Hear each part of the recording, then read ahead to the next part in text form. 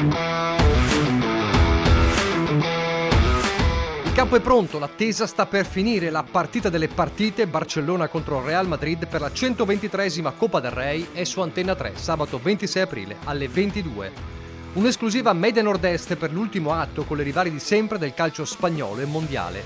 Emozioni e suggestioni tutte da vivere perché in una gara così non c'è nulla di scritto. Il favorito Barcellona a caccia del triplete arriva alla prima finale della stagione senza il cannoniere Lewandowski infortunato, ma Flick può schierare Rafinha, Yamal e Torres per supplire all'assenza della sua stella, mentre i Blancos arrivano all'appuntamento di Siviglia con la voglia di riscatto, vendetta per la sconfitta in Supercoppa e per l'eliminazione in Champions. In una stagione complicata, Mbappé, Vinicius e Rodrigo vogliono regalare ad Ancelotti la soddisfazione della Coppa, mentre inseguono i Blaugrana in campionato. Insomma, non c'è pronostico che tenga, in ballo c'è la rivalità più accesa del calcio e a parlare saranno soltanto i gol. Barcellona contro Real Madrid sabato 26 aprile alle 22 in esclusiva su Antenna 3.